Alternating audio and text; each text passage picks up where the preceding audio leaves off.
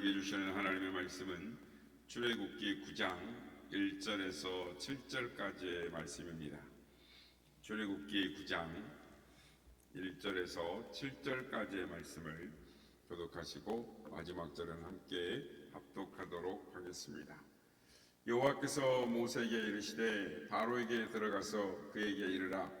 히브리 사람의 하나님 여호와께서 말씀하시기를 내 백성을 보내라. 그들이 나를 섬길 것이니라.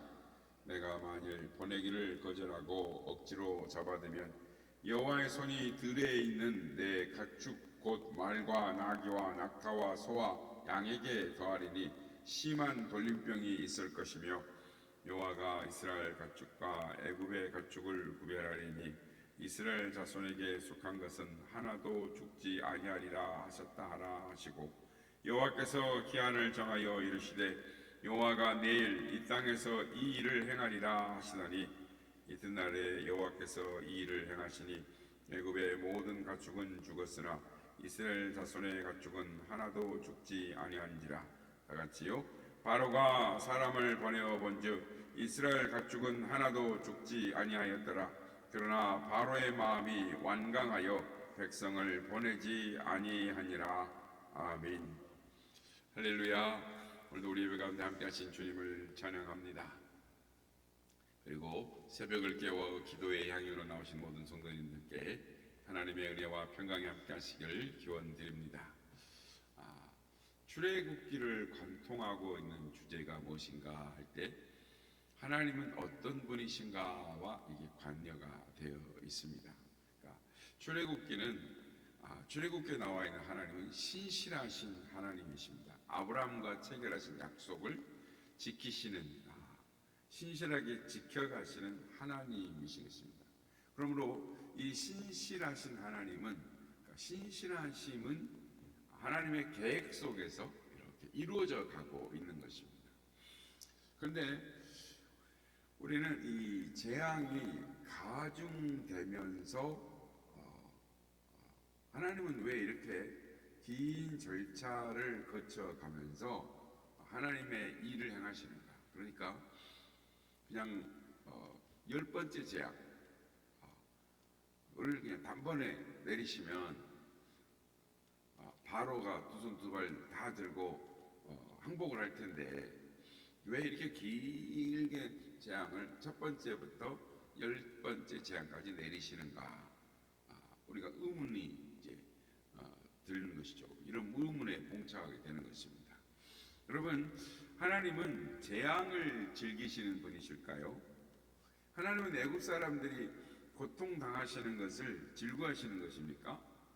아닙니다. 하나님은 사람들이 고통당하는 것을 즐거워하는 분이 아니십니다. 하나님은 당신께서 창조하신 백성들이 고통 가운데 신음하는 것을 즐거워하지 않으십니다. 그것을 즐기기 위해서 재앙을 내리시는 것이 아니라 그들로 하여금 하나님을 깨달아 알도록 하기 위해서 재앙을 내리시는 것입니다. 안타깝지만 하나님은 애굽 사람들에게 하나님이 어떤 분이신가를 가르치시고 아울러서 이스라엘 백성들에게 살아계신 하나님, 그들의 조상들에게 약속하셨던 하나님, 그 하나님을 인식하게 하시기 위해서 이런 고통스러운 과정들을 겪게 하시는 것입니다. 마찬가지로 같은 이유를 들어서 하나님께서 심판을 지으시고 계시는 것은 하나님이 무능하셔서가 아니라 한 사람이라도 더 구원받도록 하시기 위해서 오래 참으시고 계시는 그 하나님을 우리가 올바로 인식해야 할 필요가 있습니다. 또한 요한계시록도 보면 계속 15장, 16장 계속 그 하나님의 재앙이 가중되는 것을 보게 됩니다. 그것도 역시 동일하게 하나님께서 우리에게 주시는 하나님의 가르침과 하나님의 원하신 바가 무엇인가를 우리는 바로 알아야 하는 것입니다. 하나님께서 애굽에 내린 재앙들을 살펴보면 재앙이 점점 더 무게가 무거워지고 더 어려워지고 가중되어져 가는 것을 살펴보게 됩니다. 그러니까 피재앙 때는 그런 대로 견딜 수 있었습니다. 그러나 개구리 재앙이 들어오니까 그냥 견딜 수가 없는 거예요. 그러니까 그래서 조금은 그래도 좀 숨은 쉴 수가 있었습니다. 그런데 다시 바로가 완강해지죠. 그 세 번째 재앙은 티끌이 2가 되는 재앙이었습니다. 그런데 이 재앙부터 인체를 공격하기 시작하는 거예요. 파리 재앙 때는 악취와 더불어 어려운 것도 문제가 있지만 온갖 질병들, 파리로 인해서 고통스러운 현상들이 전국에 파리가 들끓면서 이렇게 점점점 이 고통이 가중되어져 가고 있습니다. 그런데 이 재앙부터 파리 재앙부터는 고센 땅 이스라엘 백성들이 거하는 고센 땅은 제외되기 시작합니다. 그러니까 앞으로 내릴 재앙들은 이제까지 내린 재앙과는 그러니까 아무것도 아닌 거죠. 갈수록 재앙의 강도가 심해집니다. 그러니까 3절 이하의 말씀을 보면 바로가 이스라엘 백성 보내기를 거절하면 여호와의 손이 들에 있는 가축 곧 말과 나귀와 낙타와 소와 양에게 더하리니 심한 돌림병이 있을 것이며 이스라엘 가축과 애굽의 가축을 구별하시겠다. 이스라엘에 속한 것은 하나도 죽지 아니하겠다. 심한 돌림병에 들어서 가축을 죽이시겠다는 것입니다. 그러니까 이제 예나 지금이나 이 가축은 중요한 운송 수단인과 함께 재산이었죠. 그러니까 농사를 짓던 우리나라 같은 경우도 6, 70년대만 해도 소는 얼마나 귀한 재산이었습니까? 한 가구에 겨우 소 한 마리 정도예요. 그런데 그게 조선시대로 올라가고 그러면 얼마나 큰 재산이겠습니까? 근데 소는 이 가축이자 또 가족이고 재산이고 없어서는 안 될 일꾼입니다. 그러니까 우리나라는 아직도 이 12간지, 12간지를 이렇게 이용을 해서 따라가죠. 그래서 뭐 범띠니, 돼지띠니, 먼띠니 새해가 되면 꼭 그런 거 이야기를 하지 않습니까? 그러니까 지금도 짐승을 신성시하는 토템 신앙이 우리의 혈관을 타고 흐르고 있습니다. 특히 인도 같은 나라는 이 소를 신성시하는 것입니다. 그러니까 이 토템 신앙이라는 것은 근본적으로 이 동물이나 식물 같은 이 자연 대상을 인간과 신비한 관계 또는 친족 관계가 있다, 우리와 관계가 있다 이런 믿음을 갖고 있는 거죠. 그래서 우리나라도 그 단군 신화에 호랑이하고 곰 이야기가 나오지 않습니까? 역시 애굽에도 가축신이 많이 있습니다. 우리가 이제 지금까지 살펴본 중에 물의 신부터 시작해서 개구리 신, 그다음에 흙의 신, 그러니까 티끌의 신이죠. 이런 신들 이야기 쭉 나오는데 가축신도 있습니다. 그러니까 아피스라는 신, 또 레라는 신, 그런 있는데 이거는 황소의 신을 말합니다. 또 하토르라는 신이 있습니다. 이 신은 이제 암소 신입니다. 또 크놈이라는 신이 있는데 그건 양의 신, 그러니까 뭐 황소의 신, 암소의 신, 양의 신, 짐승들의 신이 우리가 12간지처럼 이렇게 있는 것이죠. 근데 이 신들이 다 어떻게 한다고요? 짐승들을 다 보호해준다라고 믿었습니다. 그러니까 애굽의 신들이 돌봐준다는 말과 나귀와 약기와 우양에 독한 전염병이 돌아서 짐승들이 가축들이 떼죽음을 당하는 거예요. 아예 근간이 없어지는 겁니다. 재산이.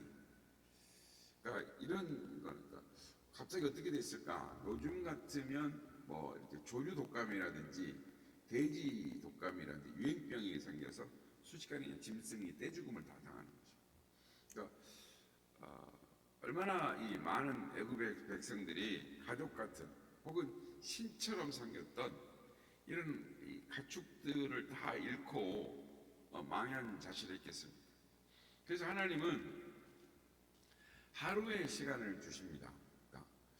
그래서 애굽은 그때부터, 그리고 이 재앙 때도 이건 하나님의 권능이다라고 말을 했는데, 애굽 백성 중에는 이때부터 벌써 살아계신 하나님을 믿음으로 반응하는 사람들이 생겨나기 시작했습니다. 아마 우리는 이 어렵지 않게 애굽 백성들 가운데 두 부류로 나눠졌다는 것을 생각할 수가 있습니다. 그래서 어떤 사람들은 하나님께서 주신 하루의 시간에 하나님의 말씀대로 가축들을 들로 내보내지 않았습니다. 그러니까 오늘 보면 3절에 보면은 이 심한 돌림병은 어디에 있는 짐승들에만 가냐면 들에 있는 짐승들에게만 하겠다는 거죠. 그러니까 하나님은 이 자연적인 현상을 뛰어넘으셔서 능히 일하시는 하나님이라는 것을 즉 그 기적을 믿는 애굽의 백성들이 생기기 시작했다는 것입니다. 그래서 들에 있는 가축들에게만 것이다라는 그 말씀을 믿음으로 받아들인 사람들은 가축을 내보내지 않았을까? 그랬는데 하나님을 믿지 못하는 사람들은, 불신앙으로 대한 사람들은 자신들의 가축들을 자신들 눈앞에서 가족 같은 이 가축들이 죽어가는 것을 목도하게 됐을 것입니다. 여러분, 우리는 말씀을 묵상하면서 알아야 할 것이 있습니다. 그것은 하나님은 무조건 죽이시는 것, 즉 파괴를 좋아하시는 하나님이 아니십니다.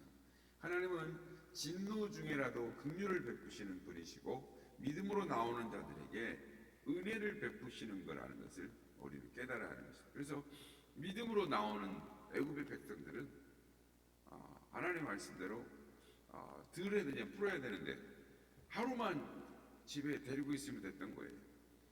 조건은 단 하나였던 거죠. 하나님의 말씀을 믿고 가축을 집에 들여놓기만 하면 되는 것이었어요. 원래 이제 가축을 밖으로 내보내는 거, 들에 방목을 하는 것이 아닙니까? 그러나 그날만 집에 놓아두면, 잡아두면 되는 것이었어요. 그러나 교만한 인간들은 하나님의 말씀을 믿지 않았습니다. 그래서 생떼 같은 가축들을 스스로 죽음에 내몰았던 것입니다. 성도 여러분, 여기에 이 애굽 백성들과 바로의 이 선택의 문제가 스며시 이렇게 숨겨져 있다라는 것을 우리는 놓치지 마시기 바랍니다. 선택은 그때나 지금이나 계속되고 있다라는 것입니다. 믿음의 선택을 하면 기쁨이 있고 희락이 있습니다. 그러나 불신앙을 선택하면 교만과 고통과 어려움이 있습니다. 이 선택은 하나님이 기뻐하시는 일을 하느냐 하지 않느냐와 동일한 결과를 낳는 것이죠. 사랑하고 섬기면 되는 것입니다. 그러면 우리에게 행복한 일이 생깁니다. 용서하고 성령 충만한 삶을 살라라고 하면 그렇게 살라고 하면 하나님이 예비하신 행복이 주어집니다. 열정이 있는 것이죠. 그런데 술 취하고 방탕하면 즐거울 것 같지만 사실은 자신을 고통으로 밀어넣는 것입니다. 그렇습니다. 선택은 지금도 계속되고 있다라는 것입니다. 그런 면에서 오늘 본문에 나오는 바로의 이 완강함은 인간이 선택할 수 있는 이 최악의 선택이라는 것을 우리는 올바르게 알 필요가 있습니다. 더구나 돌림병이 고센 땅에만 이스라엘 백성들이 거하는 땅만 제외되고 다른 지역 애굽은 막 이 심한 돌림병이 창궐하고 있으면 사람이 어떻게 반응을 해야 됩니까? 7절에 보면 바로가 사람을 보내어 본즉 이스라엘의 가축은 하나도 죽지 아니하였더라. 바로는 생생하게 살아계신 하나님과 하나님의 능력을 봤습니다. 그러니까 경험한 거죠. 그러니까 하나님은 가축들의 생명까지도 완벽하게 하나님의 손에 있다. 이거를 보여주셨습니다. 그러니까 우상들은 그것들은 아무것도 아니다. 믿을 신이 아니다. 라는 것을 보여주었는데, 즉 재앙이 더 큰 피재앙부터 계속 재앙이 큰 울음을, 고통을 동반하고 있다는 것을 깨달았으면 앞으로 이루어질 재앙이 어떻게 될 거라는 거, 지금보다 더 큰 재앙이 올 거라는 것을 깨달아야 되는데, 바로는 이 백성들의 고통과 애곡을 보면서, 고통을 보면서도 마음을 회개하고 돌이키는 것이 아니라 더 완강하게 강팍하게 하는, 그래도 견딜 수 있다, 견딜 만하다, 이렇게 버티는 겁니다. 그래서 우리는 이것을 통해서 깨닫게 되는 것입니다. 하나님께서 이런 바로조차도 하나님이 쓰시고 계시다라는 것이 참 불행한 일입니다. 어려움이 있으면 바로 돌아서고 회개하고 순종하면 되는 일인데 더 완강하게 버티고 견딜 만하다 이렇게 버틴다는 거죠. 단 여러분, 우리는 한 사람이 자신의 신앙을 바꾸고 자존심을 굽히는 일이 얼마나 어려운 일인가를 바로를 통해서 깨닫게 됩니다. 그런데 바로는 하나님 앞에서 이렇게 사용되도록 선택된 사람이었다라는 것입니다. 그러니까 바로를 하나님이 그렇게 만드셨다든지 하나님이 그를 완강하게 되도록 강팍하도록 리모컨처럼 그렇게 조종하셨다는 것이 아니라 오히려 바로 그 자신이 가진 신앙에 따라서, 즉 바로가 꺾을 수 없는 그 자존감을 가지고 교만함을 가지고 하나님을 대적한 것입니다. 그러니까 이 바로 이 완강함조차도 살아계신 하나님, 능력의 하나님을 증거하는 기회로 선택되고 사용되어져 가고 있다라는 것입니다. 그렇습니다. 바로를 통해서 하나님 앞에 교만하고 대적하는 인간의 어리석음을 보는 것입니다. 하나님은 그로 인해서 재앙을 내리실 수밖에 없습니다. 돌이켜야 하는데, 우리가 지난 시간에 살펴본 것처럼 가르쳐 주신 이유는 사랑하셔서 그런 재앙을 더 이상 받지 말라고 재앙을 내리고 가르치고 경고하시는데도 우리의 삶에 나오는 모든 그 재앙조차도 완벽하게 하나님의 계획 속에 있다라는 것을 믿음으로 믿고 나아가야 되는데 그렇지 못한 것입니다. 하나님은 오늘 본문을 통해서 바로에게 어떤 보복을 하신다든지 또는 권능을 자랑하신다든지 재앙을 내리셔서 굴복하게 하는 그런 억지 하나님이 아니십니다. 그러니까 하나님은 고통당하는 걸 즐거워하시는 분이 아니십니다. 진노 중에도 긍휼을 베푸시는 하나님이시죠. 다만 이런 일들을 통해서 사람들로 하여금 하나님이 누구이신가, 살아계신 하나님을 바라보고 깨닫고 믿음에 이르도록 하시는 하나님, 그래서 보여주고 있다는 것을 우리는 깨달아야 하는 것입니다. 그러므로 우리는 이 본문을 더 깨닫게 되는 건 뭐냐면 믿음으로 살아야 한다는 거예요. 믿음으로 살 때 하나님께서 귀히 쓰셨던 모세처럼 사용받을 수 있습니다. 그렇지 않은 경우에는 반대편에 있는 사람이 누굽니까? 바로처럼 된다라는 것입니다. 우리가 여러 가지 재앙을 통해서 깨닫게 되는 것은 우리의 혈관 속에 지금도 흐르고 있는 토템 신앙, 애니미즘 신앙, 온갖 샤반 무속의 신앙들이 우리 혈관에서 영향력을 해가고 있다는 거죠. 그러니까 우리가 이제 며칠만 지나면 올해는 무슨 년입니다 하면서 12가지 중에 하나를 또 뭡니다로 이야기할 겁니다. 그게 우리 안에 계속 내려오는 거예요. 그러므로 이런 우리 혈관 속에 들은 찌꺼기들을 다 깨끗이 버려야 하는 거죠. 그리고 하나님만이 우리가 섬겨야 할 유일한 하나님이시다라는 것을 우리는 이 말씀을 통해서 계속 고백하고 또 믿음으로 나아갈 수 있는 우리가 되어야 될 줄로 믿습니다. 내 손에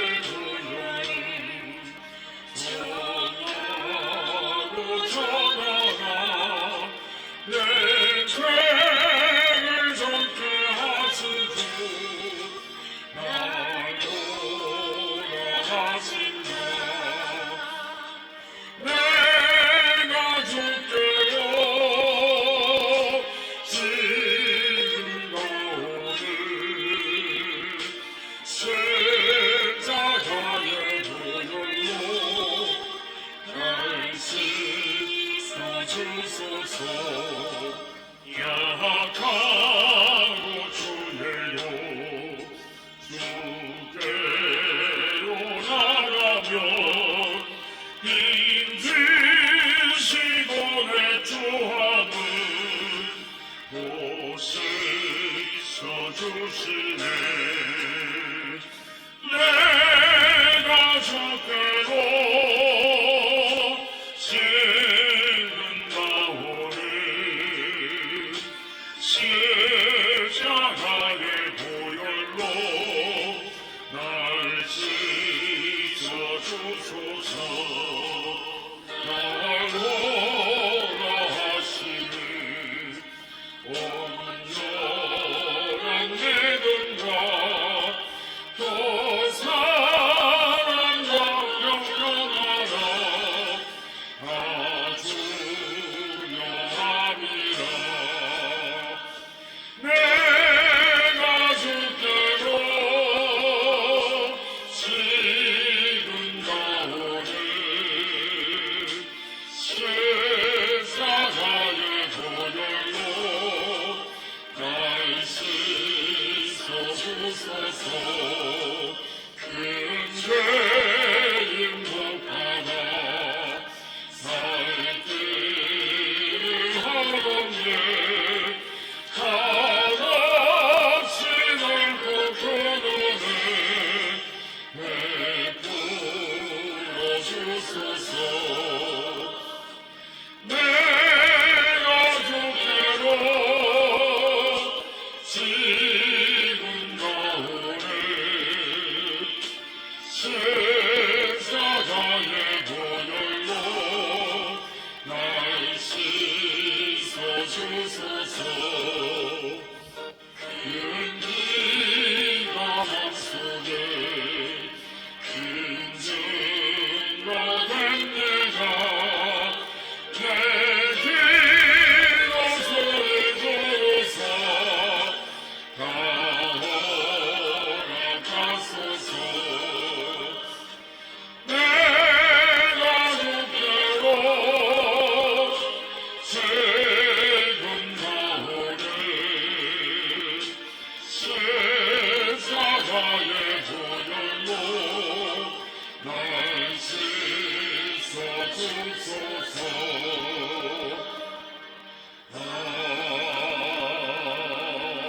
아멘.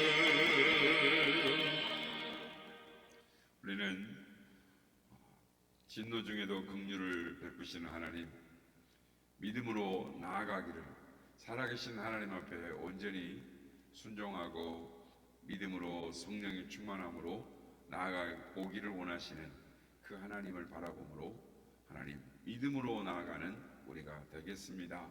되게 하여 주옵소서. 이렇게 기도하는 우리가 되길 원합니다.